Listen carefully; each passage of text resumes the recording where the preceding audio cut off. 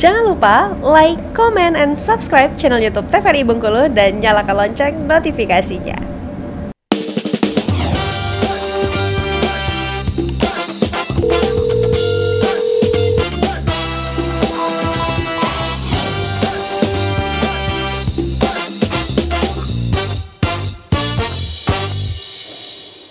Sahabat sehat, terima kasih Anda masih bersama kami dalam Dokter Kito bersama Kita Sehat dengan tema kita kali ini membahas mengenai penyakit ginjal dan layanan cuci darah di Bengkulu. Tadi ya Dokter Elsa dan juga Dokter Herleni, tadi kita membahas, mendengarkan, menyimak, ini menarik sekali ya Dokter Elsa. Nah tadi gimana tuh Dok mengenai obat pereda nyeri yang memang itu bisa fatal sekali kalau digunakan di luar dari batasnya. Mungkin bisa digambarkan, diinformasikan ke pemirsa di rumah. Sebetulnya tidak perlu takut juga kalau misalnya mau minum pil, karena nggak semua obat, asalkan dia harus sesuai dosis begitu ya Dok ya. Mungkin silakan Dokter. Jadi obat-obat pereda nyeri ini kan lazim digunakan oleh masyarakat kita ya, karena salah satu penyakit yang banyak diderita oleh masyarakat, terutama kaum lansia, ini adalah nyeri pada persendian ya, atau osteoartritis ya. Jadi mereka tentu mau sholat, mau apa, terganggu sehingga sering mengkonsumsi obat-obat pereda nyeri yang dibeli bebas ya, kemudian dosisnya diatur sendiri atau mungkin hanya beli di warung gitu ya, tetapi diminum setiap hari. Nah itu tanpa mencari tahu tanpa mencari tahu kira-kira penyebab dari nyerinya itu apa. Harusnya pereda nyeri diberikan, tetapi juga dicari tahu penyebab nyerinya dan diatasi.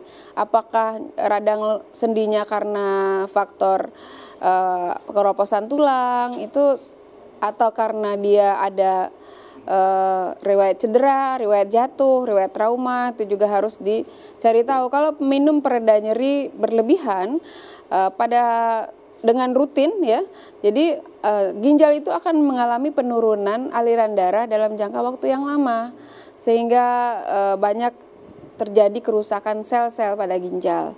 Jadi lama-kelamaan ginjalnya menjadi menurun fungsinya gitu dan terganggu strukturnya. Ini Dok, ngomong-ngomong tentang obat ya Dok ya, saya juga singgung kalau di puskesmas itu kan banyak sebenarnya ya, kita sudah bisa deteksi awal, setiap orang yang berobat kan diperiksa nih tekanan darah. Dan biasanya juga ada yang namanya screening penyakit kronik seperti diabetes, kolesterol gitu kan Dok ya. Banyak Dok, ini nggak 1-2, banyak masyarakat di Kota Bengkulu ini, kita sudah sarankan bahwa untuk meminum obat yang rutin untuk yang hipertensi sama diabetes. Tetapi pasti jawaban yang saya terima dibalikan lagi dengan saya bahwa saya nggak perlu minum obat Dok, saya hanya akan minum obat herbal karena saya takut ketergantungan, nanti ginjal saya rusak. Nah, ini tepat sekali mungkin boleh dokter yang mengedukasi, nggak saya lagi gitu ya Dok ya, supaya menekankan bahwa apa sih efek sampingnya kalau yang DM sama hipertensi ini nggak minum obat yang teratur gitu Dok. Ya. Jadi betul Dokter Else, ini banyak sekali mitos ya, mitos di masyarakat. Kalau darah tinggi harus minum obat, nanti ginjalnya malah rusak, sehingga mereka memilih minum rebusan timun, minum rebusan seledri, daun salam ya, kemudian jus timun ya, yang sebetulnya tidak tepat karena tidak terbukti secara ilmiah. Artinya ada penelitian ya, dosis dari timun itu berapa kilo nih supaya bisa turun tekanan darah 150 misalnya per 80 bisa normal menjadi 130 per 80 nih yang target kita kan. Jadi itu hanya kira-kira aja. Kemudian kita tidak boleh menganggap bahwa konsumsi obat darah tinggi menyebabkan penyakit ginjal, tetapi tekanan darah yang tidak terkontrol atau gula darah yang tidak terkontrol pada orang kencing manis, itulah yang akan menyebabkan lebih cepat terjadinya penyakit ginjal kronik atau komplikasi pada ginjal. Jadi gula darah yang tidak terkontrol, tekanan darah yang tidak terkontrol, tidak terkendali, itu bisa menyebabkan komplikasi ke ginjal menjadi lebih cepat, bukan konsumsi obat. Gitu. Jadi obat-obat yang diberikan oleh tenaga kesehatan itu sudah melalui penelitian bertahap berjenjang, mulai dari hewan coba, kemudian ada tahapan-tahapannya lagi. Jadi insya Allah diberikan obat yang aman dan tujuannya untuk mengendalikan tekanan darah yang apabila tekanan darahnya terkendali, maka ginjal itu juga akan terlindungi. Ya, dan juga organ-organ lain, kita ingat bahwa darah tinggi atau diabetes mellitus itu merupakan penyakit kronik yang banyak, dan efeknya bukan hanya ginjal merupakan hanya salah satu organ komplikasi, tetapi dia juga bisa ke pembuluh darah, ke jantung, ke otak, ya. Dan juga untuk DM, dia untuk kencing manis apabila tidak terkendali bisa menyebabkan komplikasi penyakit infeksi yang lebih mudah, seperti yang banyak di Indonesia ini adalah TBC gitu. Jadi kalau gula tidak terkontrol, daya tahan tubuh pasien kencing manis itu menjadi sangat rendah, sehingga kuman yang banyak di lingkungan kita, yaitu kuman TB atau TBC, itu mudah masuk dan berkembang biak di dalam tubuh gitu. Luar biasa, ini yang sering disebut gula itu bisa mematikan kalau berlebihan dengan sangat begitu ya dok ya? Iya, baik. betul. Baiklah dokter, menarik sekali ya dokter Elsa, kita bisa langsung lanjutkan dokter. Oke, boleh. Nah ini ya contoh penyebab penyakit ginjal kronik yang tadi kita sudah bahas.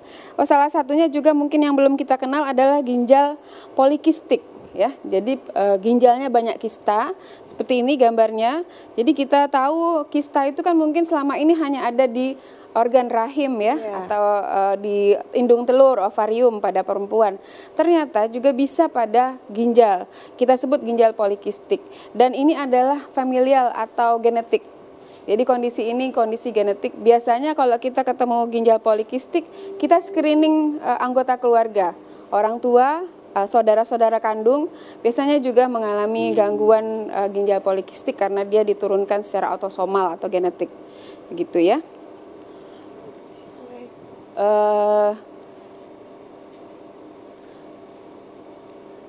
Nah ya, kalau ada gangguan fungsi ginjal yang tadi kita sebut, ada yang bersifat akut, ada yang bersifat kronik.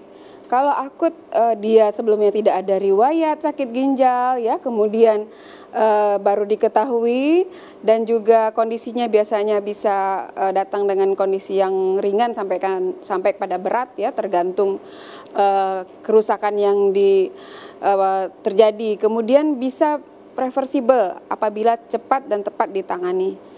Pada kondisi gangguan ginjal akut juga bisa diatasi dengan konservatif atau obat-obatan saja, bahkan pada kondisi intoksikasi atau keracunan alkohol ya, itu kadang-kadang dilakukan cuci darah ya, apabila sudah ada gejala penurunan penglihatan.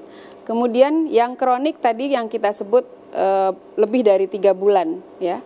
Kalau akut on kronik, dia sebelumnya sudah mengalami penyakit ginjal kronik, tetapi karena infeksi atau karena sebab tertentu dia mengalami kondisi akut saat itu ya. Mungkin perlu cuci darah beberapa kali, kemudian bisa konservatif hanya obat-obatan lagi. Baik.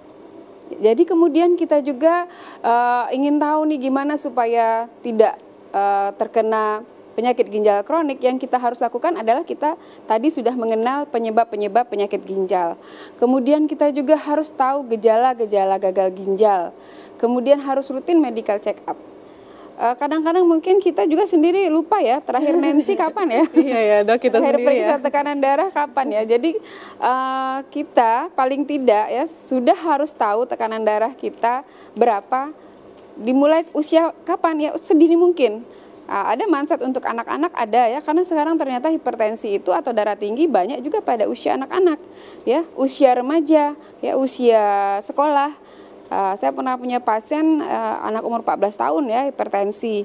Kemudian ada juga umur 17 tahun masuk dengan kejang ya, kemudian HB-nya 4 dan sudah gagal ginjal stadium akhir ya, dan harus cuci darah tanpa dia sadari dia adalah dia faktor resikonya kegemukan, kemudian dari makanan juga, tetapi dia olahraga.